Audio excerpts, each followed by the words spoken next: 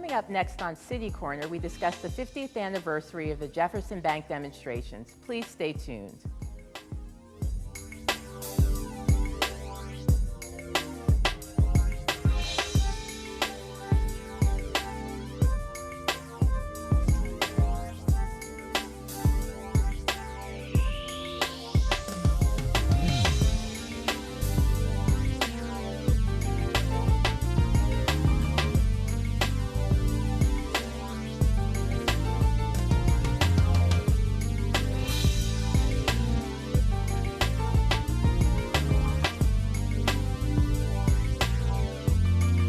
Welcome to City Corner. I'm your host, Melanie Adams. Today, we're talking with members of the 50th Anniversary Committee of the Jefferson Bank demonstrations. They're here to talk a little bit about the history of the demonstrations as well as what the exciting events they have planned for this upcoming anniversary. The members include Percy Green, Bernice Thompson, and John Chasnoff. Thank you for being here. Thank you. Well, thank you for inviting us. Great. Well, I want to start off with a quote from civil rights activist Norman Say, who I think everyone's familiar with. But I thought this quote really was a great way to start and kind of sums up a little bit about the demonstrations. Essentially what he said was, the Jefferson Bank demonstrations has been the most powerful catalytic civil rights action to improve the quality of living for African Americans in the history of St. Louis. Do you think this statement is true? And I'll start with you, Percy. Oh, of course. I think, I certainly think it's true, and I think that we're going to, doing this program, during our 50th anniversary, we're going to try to shed some light on how important that is, especially in terms of the historical significance it has. Right. One of the things that I heard the other day on television was a young woman making the comment that her parents always said to her, it's very important that when you go to the store, when you're out shopping, that you identify that there are other people out there looking like you. Mm-hmm. And so it's important that we recognize that if I'm going to go shopping at a bank, go spend my money, deposit it, or negotiate in some kind of way, that I be able to say to my children, you may one day be a banker, right, or you may one day be a teller.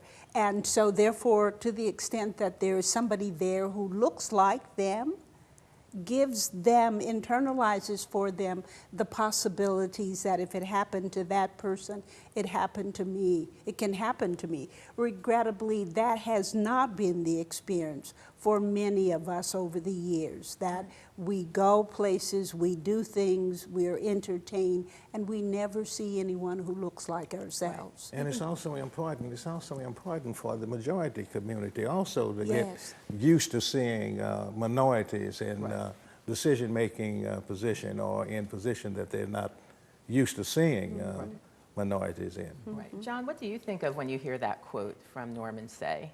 Well, I think back to what a dynamic period that was in our history. There was so much going on in 1963. We had the March in Washington. There were fights going on for public accommodations, for voting rights. So this was a very rich period of our civil liberties and civil rights movements in this country. And I think it's important to recognize how much St. Louis was involved in that struggle and what was happening to here that really changed the landscape. Right. And I think that's a great segue. One of the things I always like to make sure that we give the background, because we can't make the assumption that everyone knows anything about the Jefferson Bank demonstration. So Percy, if you don't mind giving us kind of a synopsis. I know you could write books on it, but what would be a synopsis of why and how it came about? Okay, well see, Jefferson Bank was a white-owned bank, but it serviced the black community. And during that particular time, they had an adequate number of minorities working in almost all job classifications, with the exception of the president and vice president of the bank. And then all of a sudden, they decided to move from Jefferson and Franklin to Jefferson and Washington. Okay. And at that transition, during that transition, they lost all of the black employees. Now, Jefferson and Washington was a white commercial area at the time. And so, I mean, it was brought to our attention at that time, our being CORE at that time, the Congress on Racial Equality. And so at that point, the bank was confronted as to, you know, what's the situation, and after they took a position that they were not about to make any changes, so a demand by CORE was made upon them to hire 4 black tellers. Okay. And then, of course, they had a certain time to do it, and they didn't meet that time span, so consequently, a protest took place. Right. And I think we have some images of the protest, as you see, kind of coming up on our screen. Yes, we so. picketed the bank, and then during that particular Friday after evening, some demonstrators decided to go inside the bank and sing freedom songs. Little did we know afterwards, the members of the group and other members that was considered as social members of the black community were rounded up that late in the wee hours of the morning and was arrested for contempt of court. Right. And so from that period on, for over a couple of years or so, we were in litigation pertaining to the contempt of court Right. citation. And so that lasted for at least, well, I would say from 63 up until about 65. And then, of course, by that time, the 4 blacks were hired. And then when they were hired in January of 1965, we ceased and desist from picketing Jefferson Bank. Well, I think one of the important things, if either Bernice or John want to address this, is really the tie between civil rights and economic rights or workers' rights. And I think that's one of the things that really comes across in this. And a lot of times people don't make those connections. You made reference, we were talking earlier about some demonstration or that's coming forth in August, and maybe you could really just make reference to that. Is really an ongoing issue. Right. It's not something that just happened in 1963 and now we're done with it. So there are a lot of struggles that are going on now that have to do with economic justice. And what we find over and over again is that the black community in particular, but people of color in general, are often most adversely affected when there is an economic justice happening. So, for instance, there is now an ongoing struggle to raise the minimum wage. Right. In the campaign in St. Louis, we can't survive on $7.35. And it's important to realize how many blacks are in those low-wage positions and affected by what the government sets as our minimum wage. Right. That becomes a civil rights struggle as well as an economic struggle. And so that's one of the things that we're trying to highlight with this event, is that there was the then and all the issues then, but we still have a legacy that's continuing and problems that still exist today. I hear Norman's voice, and I'm not schizophrenic, so I want to make that very clear. That's the area in which I work, and I know the distinction. But I hear Norman's voice, as John was speaking, reminding us how even historically we've had to use people from different ethnic backgrounds to be of assistance to us in our struggles. And as we impact, it appears to me, the corporate world, will need the likes of John and others who may have relatives, friends, contacts in those areas that can help penetrate in ways that we aren't able to penetrate because we're on the outside looking in, if you will. In other words, being an interracial Yes, organization. yes. And I also don't want to miss the opportunity to point out how important it is to of civil disobedience and the direct action protest component, because had it not been for it, then I think we will still be asking for jobs and without being able to administer some nonviolent protests in order to make these gains, you know. Well, I know. They're not significant. They're not where we ought to be, but at least from 1963 up until now, I think that there has been some moderate, some change in the economic strata in most businesses. Well, and I think that's an important point to make, because I think, as John was saying, it wasn't a singular event. It's something that's currently going on now, and I know our country always wants to put an end date to something. Yeah, yeah. And so by making sure people know, it's, this is, as you said, the minimum wage strike. This continues on. It's just different forms. And I know one of the things I want to talk about when we come back from break, really, I liked the intergenerational. I think even William Clay Sr. talks about how when CORE came in, and he called you, when young men like Percy Green came in, I thought that was really great because it shows that intergenerational aspect of the importance of the struggle. And I think that's how they were able to do a lot of that education of the struggle. Because I think one of the conversations we had before we started was kids, but a lot of young people nowadays don't necessarily know about the struggle, care about the struggle, wonder why it's important. So just right before we go to break, and we'll continue this conversation, why do you think that is? Well, as I indicated when we were speaking before, that's a concern of mine as we go forward. But then at the same point, I have to remember, I was reading in one of the local newspapers about Sylvester Brown and his sweet potato project that he's come up with, which reminds us, you see, that just little small experiences, little small encounters with our young people can help bring them along with what needs to happen. We may have to take some of the blame.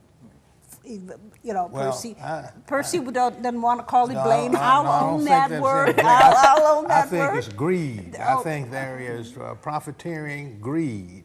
And I think that the only way to offset that is that you have to, they have to see that greed is a liability rather than an asset. And the moment that that occurs, then of course you begin to start seeing a little loosening up of the things that we should be receiving as a people, as a human. And so this transitions into a human struggle as opposed to and I think we're going to it's a struggle. That's the struggle. We're going to be continuing this conversation in the second part after the break, so please stay tuned.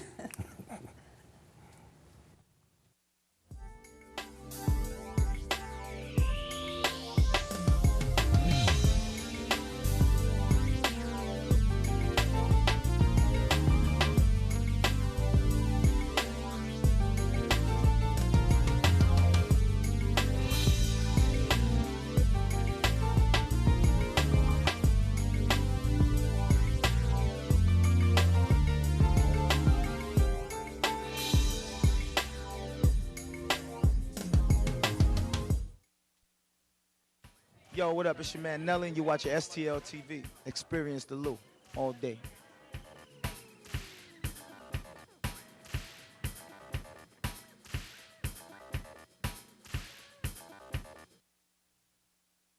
Have a kit so you're ready for any emergency. Develop a plan for what you and your family will do before disaster strikes, and stay informed during severe weather any way you can. You must be your fairy godmother? It doesn't take a fairy godmother to tell you that the right fit means everything.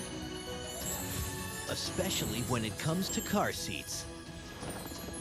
Always choose one that's the right fit for your child's age and size. Oh, that does make a difference. Remember, their happily ever afters are in your hands.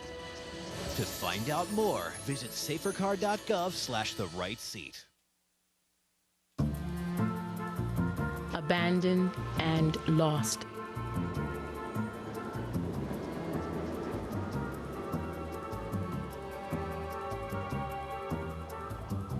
From the dark, cold streets of the city to a cage in the local shelter, to heaven, your lap.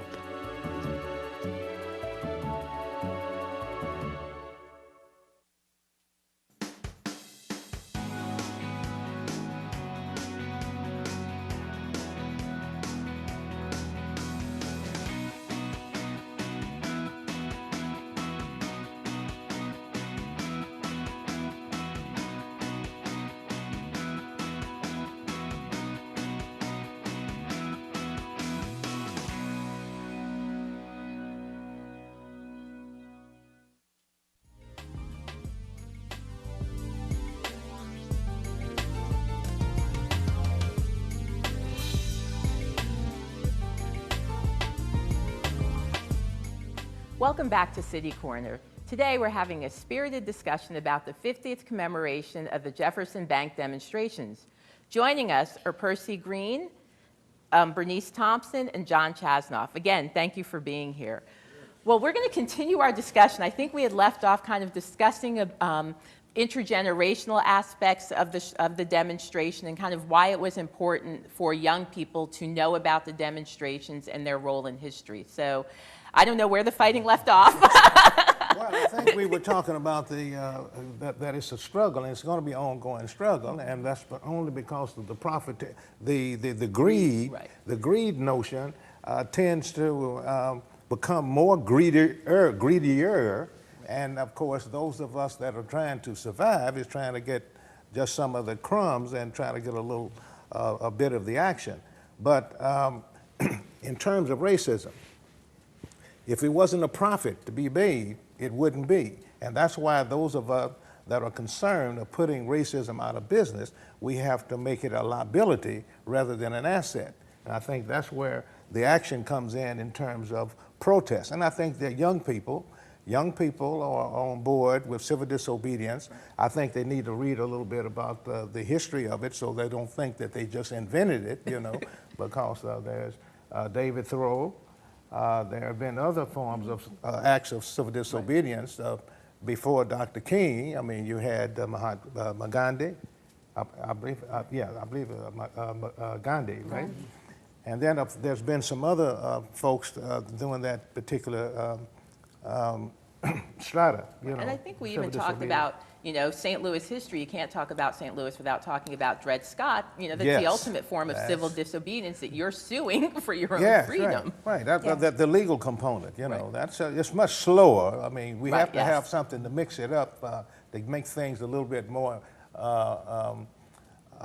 serious. You know, when you confront and you begin to do such things as general strikes and things of that nature to bring the system to a halt and make other people realize that, hey, something is wrong, we have to try to fix it. Things get done when there is, when you're having some discomfort. Right. You see, when everyone is operating in their comfort zone, they tend to feel as if, well, that's their problem. And they don't realize that problem over there is your problem as well. But when you bring about the acts of civil disobedience, effective acts of civil disobedience, then of course everyone can feel it, and then we say, well, maybe we should do a little something here. And I think one of the interesting things about this group, I want to make sure all of the groups kind of get their little shout out in terms of how many organizations are involved. So I know we have the ACLU, we have MORE, we have MIRA, we have a variety of organizations who are working together to put together this 3 days worth of programming. The St. Louis chapter of the NAACP is involved. And I think it's really important when you talk about intergenerational, that some of the young folks who are involved with Jefferson Bank 50 years ago, Norman Say, as an example, he was one of the people arrested. Well, now Norman is serving as co-chair and wanting to pass along to a new generation some of the history of the struggle and some of the principles of the struggle, and involve and also acknowledge a younger generation that's working on some of these issues. So that's why we have a large number of groups involved who are doing, who worked in the past, who've been part of the struggle, and who are carrying on some of the current work. Yeah, and want to support. Right. See, I mean, the thing about it is, I mean, just because you gain some seniority doesn't mean that that there's not a rule, there's no room for you. Or that you have all the answers. Or that you have all the answers, or that there's nothing else for you to do. I mean, the thing about it is, I mean, there is still plenty room for folks that want to support to do so. I mean, even though, you know, it's just like I can't survive for the 730 on the 735 issue. So what types of things can people expect? So I know you have the 3 days of programming at the end of August. So what types of experiences will I have if I come and participate in one of the 3 programs? Well, if I may, one of the things that I'm really excited about is, I think it's on the second day, August 28th, August 29th, there's the nonviolence training. And I think it's so important that we help each other understand how we interact with each other, how we confront other people, to the extent that the outcome is a successful outcome. You know, you can sure battle, you can shoot, or whatever the case may be, but if you want to have the outcome be an effective outcome, what are some of the strategies and techniques that can be used? So I think I'm really excited about that possibility. The looking back and then the looking forward. That you know, that was then, this is now. Where do we go? How do we continue to involve people of different ethnic, socioeconomic, racial backgrounds to come together so that we all can pool our knowledge, pool our resources, pool our understanding, and move forward in a very effective way. And then, of course, the first day is the 28th, and that's the panel. And that's where we're going to be discussing what the city of St. Louis looked like economically. Oh, at that time. In '63, and then of course up until now, we hope that we'll be able to make some glaring comparisons between the two periods and whatnot. You hope. Yeah, I'm hoping. Well, and I think, though, that really shows the range of programs, and so someone can come each evening or afternoon. I think the protest workshop is in the afternoon, and not have a repeat. So they don't feel like they should only come to one of the programs, because they'll have new information at each of them. And then really, how are you getting the word out about this? I mean, looking at that time period, the end of August, schools are in session, so it's an opportunity to kind of promote it to high schoolers, college students. So how are you getting the word out about it? Well, then there's mass mailings, and then of course it'll be flyers, and then of course with the advent of Facebook and emails and all of that type of good stuff, something that we didn't have back then. Right. We would have to be on the corner passing out leaflets and everything, you know. This program too. Right. And then of course this program is And we giving have to us give good. credit to the History Museum, who's hosting these events and also helping with the publicity. And They've then been a of huge course help. the 30th is the grand finale. Right. You know, and then of course that's where we have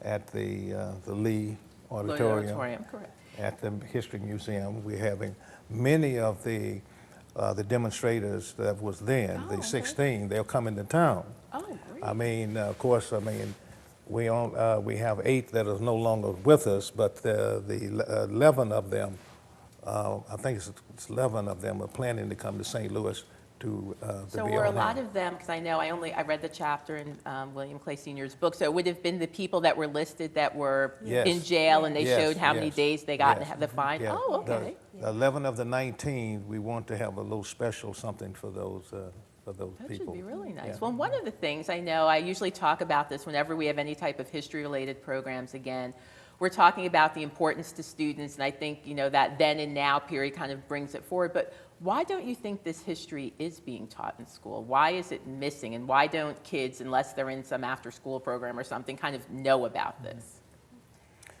Well, you want me? Well, you can each answer. Yeah. We don't Yeah, have go loads ahead, of time, Ken. but you can each Well- kind of take a stab at it.